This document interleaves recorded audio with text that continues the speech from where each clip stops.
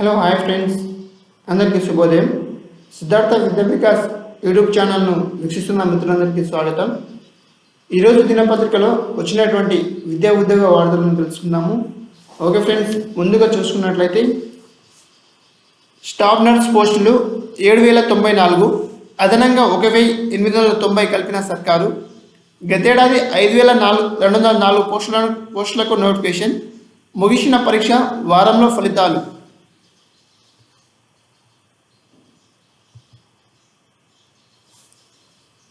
రాష్ట్ర వ్యాప్తంగా ప్రభుత్వ ఆసుపత్రుల్లో ఖాళీగా ఉన్న 5,204 స్టాఫ్ నర్స్ పోస్టులకు అదనంగా 1,890 కలిపి మొత్తం 7,094 పోస్టులను భర్తీ చేయాలని ప్రభుత్వం నిర్ణయించింది. ఖాళీల బ్రేకప్ వివరాలను medical health services recruitment board secretary Gopikanth Reddy శనివారం విడుదల చేశారు. నిజానికి గతేడాది డిసెంబర్ 30న దవాఖానలో ఖాళీగా ఉన్న 5,204 స్టాఫ్ నర్స్ పోస్టుల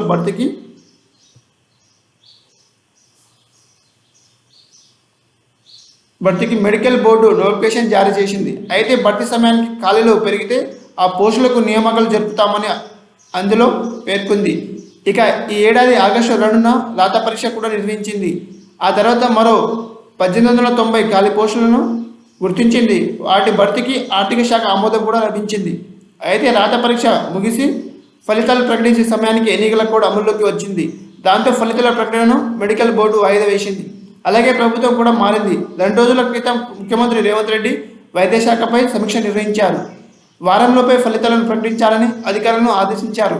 ఇప్పటికే ఆర్థిక శాఖ ఆమోదించిన 1,890 పోస్టులను కూడా పాత నోటిఫికేషన్లోనే కలపాలని సూచించారు. సీఎం ఆదేశాల మేరకు మెడికల్ బోర్డు ఈ పోస్టులను కూడా కలిపింది. ఈ వివరాలను జోన్ వారీగా విడుదల చేసింది. ఓకే ఫ్రెండ్స్, ఇప్పుడు మనం ఆ పోస్టులను జోన్ వారీగా ఏ విధంగా వాళ్ళు విభజించారో ఒకసారి చూసుకుందాం. ఏహెచ్ఓడి పరిధిలో ఎన్ని పోస్టులు అంటే మెడికల్ బోర్డు భర్తీ చేయనున్న పోస్టుల్లో సింహభాగం డైరెక్టర్ ఆఫ్ పబ్లిక్ హెల్త్, వైద్య విద్యా సంచాలకుల పరిధిలోనే ఉన్నాయి. ఆ 2 విభాగాల పరిధిలోనే 5,650 పోస్టులను భర్తీ చేయనున్నారు. అందులో జోన్ 1లో 842, జోన్ 2లో 875, 3లో 829, 4లో 884, 5లో 545, 6లో 888, 7లో 787 పోస్టులు ఉన్నాయని మెడికల్ బోర్డు వివరించింది. అలాగే తెలంగాణ వైద్య విధాన పరిషత్ పరిధిలో 757, ఎంఎన్జే క్యాన్సర్ ఆసుపత్రి పరిధిలో 81, దివ్యాంగుల శాఖలో 8, తెలంగాణ మైనారిటీస్ రెసిడెన్షియల్ ఇన్స్టిట్యూషన్ సొసైటీలో 127, బీసీ గురుకులలో 260, ఎస్టీ గురుకులలో 74, సాంఘిక సంక్షేమ రెసిడెన్షియల్ స్కూల్స్లో 124, తెలంగాణ రెసిడెన్షియల్ ఎడ్యుకేషన్ ఇన్స్టిట్యూషన్ సొసైటీలో 13 పోస్టులు ఉన్నట్లు వెల్లడించింది. ఓకే ఫ్రెండ్స్, నెక్స్ట్ వన్ చూసుకున్నట్లయితే 30 లక్షల మంది నిరుద్యోగుల జీవితాలకు చెల్లగాటమని నిన్న అసెంబ్లీలో మన ముఖ్యమంత్రి రేవంత్ రెడ్డి గారు చెప్పడం జరిగింది. దళితులను లాకప్లో పెట్టి కరెంట్ షాక్ ఇచ్చి బాధ పెట్టారు. మేనేజ్మెంట్ కోటాలో పదవి పొందాలనుకుంటే కేటీఆర్కు నిరాశ ఎదురైంది. పదవి దక్కలేదనే నిరాశలో కేటీఆర్ అక్కసు వెళ్ళగక్కుతున్నారు. ప్రశ్నపత్రాలు లీక్ చేసి 30 లక్షల మంది నిరుద్యోగుల జీవితాలతో చెలగాటమాడారు. టీఎస్పీఎస్సీ బోర్డును రద్దు చేసి దోషులకు శిక్షలు వేసి మళ్ళీ పరీక్షలు ఎందుకు నిర్వహించలేదు? ప్రశ్నపత్రాలు అమ్ముకున్న వారు నిరుద్యోగులకు క్షమాపణ చెప్పాల్సిందే అని సీఎం రేవంత్ భారత పక్ష నేతలకు సభ వేదికగా డిమాండ్ చేశారు. ఓకే ఫ్రెండ్స్, గత ప్రభుత్వం మన నోటిఫికేషన్ గురించి ఎలాంటి కథనాలు చేసినా మనకు ప్రత్యక్షంగా మనం చూసాము, మనకు తెలిసిందే ఈ విషయం. ఓకే ఫ్రెండ్స్, నెక్స్ట్ అప్డేట్ చూసుకున్నట్లయితే ఉద్యోగం రావట్లేదని యువకుడి ఆత్మహత్య. మహబూబాబాద్ జిల్లాలో ఘటన. ఉద్యోగం రాకపోవడం, ఆర్థిక పరిస్థితుల కారణంగా మనస్తాపానికి గురైన ఓ యువకుడు సూసైడ్ చేసుకున్నాడు. ఈ ఘటన మహబూబాబాద్ జిల్లా ఎర్రమట్టి తండలో శనివారం చోటు చేసుకున్నది.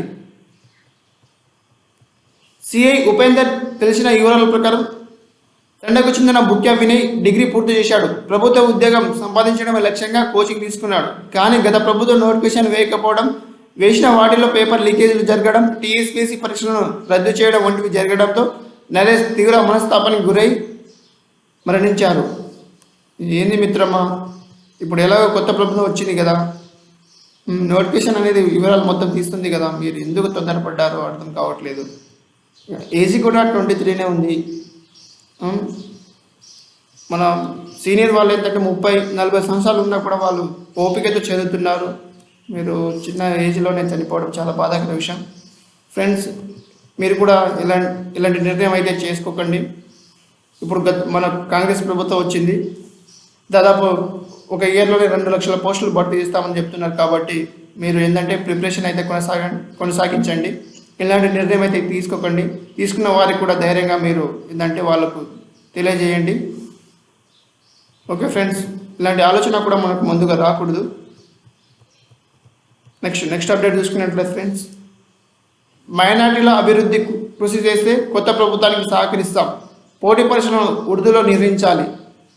అక్బరుద్దీన్, మైనార్టీల అభివృద్ధికి కృషి చేస్తే కొత్త ప్రభుత్వానికి సహకరిస్తామని ఎంఐఎం ఎమ్మెల్యే అక్బరుద్దీన్ ఓవైసీ వెల్లడించారు. అసెంబ్లీలో గవర్నర్ ప్రసంగానికి ధన్యవాదాలు తెలిపే తీర్మానంపై చర్చ సందర్భంగా అక్బరుద్దీన్ ఓవైసీ మాట్లాడారు. ఫ్రెండ్స్, మనకు నెక్స్ట్ ఈ సమాచారంలో మనకు జాబ్ అప్డేట్ ఒకటి ఇవ్వడం జరిగింది. ఒకసారి అవి చూసుకున్నట్లయితే ఫ్రెండ్స్, డిఎస్సి నోటిఫికేషన్ 2 సార్లు ఇవ్వాలని తెలియజేయడం జరిగింది. ఒకసారి చూసుకుందాం. ఉర్దూను డిఎస్సిలో చేర్చాలని ఎంఐఎం అక్బరుద్దీన్ డిమాండ్ చేశారు. డిఎస్సిలోని ఎస్సీ ఎస్టీ బీసీలు మాత్రమే ఉంటున్నారని, అందులో ఉర్దూని కూడా చేర్చాలని కోరారు. ఎస్సీ ఎస్టీ బీసీలకు ఉర్దూ రాదని చట్టం ఎస్సీ ఎస్టీలకు పోస్టులు ఇవ్వమంటే డిఎస్సి నోటిఫికేషన్ 2 సార్లు ఇవ్వాలని కోరారు. డిఎస్సి నోటిఫికేషన్ 2 సార్లు ఇస్తే ఉర్దూకు సంబంధించి భర్తీ కానీ ఎస్సీ ఎస్టీ బీసీ పోస్టులను భర్తీ చేయాలని అన్నారు. ఓకే ఫ్రెండ్స్, అంటే డిఎస్సి నోటిఫికేషన్ 2 సార్లు ఇవ్వాలి. ఒకసారి ఏమో ఉర్దూకు సంబంధించినకి, మరోసారి ఏమో మన ఎస్సీ ఎస్టీ బీసీలకు సంబంధించిన నోటిఫికేషన్ అనేది 2 సార్లు మన డిఎస్సి నిర్వహించాలని మన ఎంఐఎం ఎమ్మెల్యే అయిన అక్బరుద్దీన్ ఓవైసీ గారు వెల్లడించడం జరిగింది. నెక్స్ట్ ఫ్రెండ్స్, నెక్స్ట్ అప్డేట్ చూసుకున్నట్లయితే, సామాజిక న్యాయం 7వ గ్యారంటీ, ఏడాదిలోగా 2 లక్షల ఉద్యోగాలు భర్తీ చేస్తామని నిన్న అసెంబ్లీలో సీఎం రేవంత్ రెడ్డి గారు తెలియజేయడం జరిగింది. ఫ్రెండ్స్, అంటే అంతకుముందు 6వ గ్యారంటీ తెలియజేయడం జరిగింది. 7వ గ్యారంటీ ఏంటంటే సామాజిక న్యాయం అని నిన్న అసెంబ్లీలో తెలియజేశారు.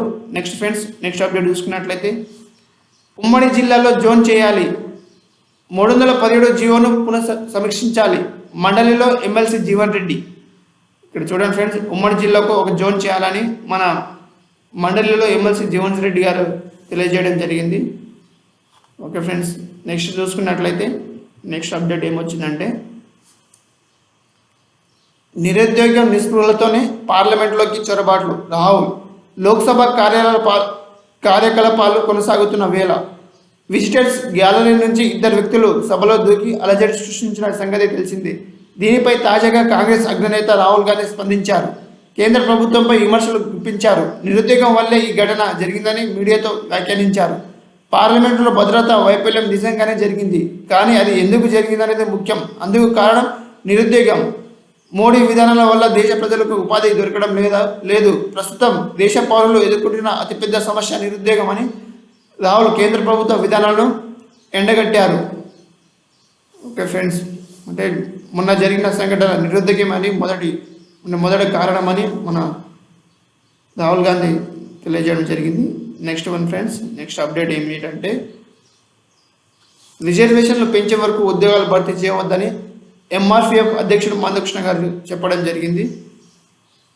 అంటే రిజర్వేషన్ పెంచిన తర్వాతనే ఉద్యోగాలు భర్తీ చేయాలని వాళ్ళు వెల్లడించారు. Next one friends, next update ఏంటంటే, పోలీస్ నియామకాల్లో ఎన్సీసీ కోటాపై ప్రభుత్వ నిర్ణయం సబబే, ఏబీసీ కేటగిరీలను వేర్వేరుగా చూడాలన్న అభ్యర్థులను తిరస్కరిస్తూ హైకోర్టు తీర్పు. స్టడీ ఫెండరీ క్యాడెట్ ట్రైనీ, ఎస్ఐ, అగ్నిమాపక శాఖ, డిప్యూటీ జైలర్ తదితర పోలీసు పోస్టుల నియామక ప్రక్రియలో ఎన్సీసీ కోటా నిబంధనలను సవరిస్తూ ప్రభుత్వం తీసుకొచ్చిన జీవోను హైకోర్టు సమర్థించింది. పోలీస్ నియామకాల్లో ఎన్సీసీ రిజర్వేషన్ను ఏబీసీ సర్టిఫికేట్ల వారీగా కాకుండా అన్ని సర్టిఫికేట్లకు సమాన ప్రాధాన్యమిస్తూ 3% రిజర్వేషన్ను కల్పించడానికి సవాల్ చేస్తూ దాఖలైన పిటిషన్లు కొట్టివేసింది. ఎన్సీసీలో ఏబీసీ సర్టిఫికేట్లకు సమానంగా పరిగణిస్తూ ప్రభుత్వం జారీ చేసిన సవరణ జీవో 14ను సవాల్ చేస్తూ అభ్యర్థులు వేరువేరుగా 3 పిటిషన్లు దాఖలు చేశారు. వీటిపై ప్రధాన న్యాయమూర్తి justice Alok Aradhe, justice T Vinod కుమార్లు కూడిన ధర్మస్థానం విచారణ చేపట్టే ఇటీవల చేపట్టి ఇటీవల తీర్పు వెలువరించింది. సుప్రీంకోర్టు వెలువరించిన పలు తీర్పులు ప్రకారం ఎన్సీసీ సర్టిఫికేట్ ఉన్నవారి అర్హతలను నిర్ణయించే అధికారం నియామక మండలి పరిధిలోనే ఉంటుంది. ఎన్సీసీ రిజర్వేషన్ అర్హతలపై ప్రత్యేక కేటగిరీ కింద పేర్కొంటూ నోటిఫికేషన్ స్పష్టంగా పేర్కొందన్న 2017 నాటి నియామక ప్రక్రియను అనుసరించలేదంటూ పిటిషన్లో అభ్యంతరం లేవనెత్తడం సరికాదు. ఎన్సీసీ సర్టిఫికేట్కు బి కంటే ప్రాధాన్యం ఉంటుందని, అదేవిధంగా ఏ కంటే బికి ప్రాధాన్యం ఇవ్వాలన్న కేంద్ర హోంశాఖ సర్క్యులర్ కేవలం సలహా మాత్రమే. పిటిషన్లు ప్రాథమిక శారీరక దారుఢ పరీక్షల్లో విఫలమైనట్లు తెలుసుకున్నాం. తర్వాత దాఖలు చేసిన పిటిషన్లు తిరస్కరిస్తున్నాం అంటూ ధర్మస్థానం తీర్పు వెలువరించింది. ఫ్రెండ్స్, అంటే ఏ కన్నా బికి బి సర్టిఫికేట్ ప్రాధాన్యత ఎక్కువ ఉంటుంది, బికి సికి ప్రాధాన్యత ఎక్కువ ఉంటుంది. కాబట్టి ఏంటంటే 3 సర్టిఫికేట్లు ఒకేసారి మనకు ఏంటంటే ఒకే విధంగా రిజర్వేషన్ ఇవ్వకూడదు.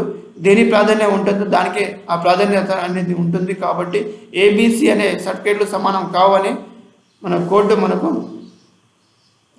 తెలియజేయడం జరిగింది. నెక్స్ట్ అప్డేట్ చూసుకుంది. ఓకే ఫ్రెండ్స్, ఈరోజు మన తెలుగు దినపత్రికలో వచ్చిన ఇవి మనకు జాబ్ అప్డేట్స్. ఫ్రెండ్స్, ఒకసారి చూసుకున్నట్లయితే పోలీస్ నియామకాల్లో ఎన్సీసీ కోటాపై ప్రభుత్వ నిర్ణయం సబబే. అంటే ఏబీసీ కేటగిరీలను వేర్వేరుగా చూడాలన్న అభ్యర్థులను తిరస్కరిస్తూ హైకోర్టు తీర్పునిచ్చింది.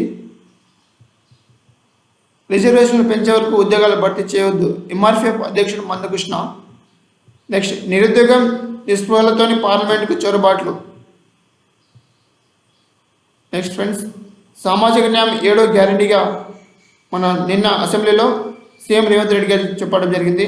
ఏడాదిలోగా 2 లక్షల ఉద్యోగాలు భర్తీ చేస్తామని కూడా వివరించారు. నెక్స్ట్ ఫ్రెండ్స్, డిఎస్సి నోటిఫికేషన్ 2 సార్లు ఇవ్వాలని మన ఓవైసీ అక్బరుద్దీన్ గారు తెలియజేయడం జరిగింది. నెక్స్ట్ ఫ్రెండ్స్, ఉద్యోగం రావట్లేదని యువకుడి ఆత్మహత్య చేయడం మనకు మహబూబాబాద్ జిల్లాలో ఘటన. నెక్స్ట్ ఫ్రెండ్స్, 30 లక్షల మంది నిరుద్యోగుల జీవితాలు చెలగాడమని మనకు న్యూస్ రావడం జరిగింది.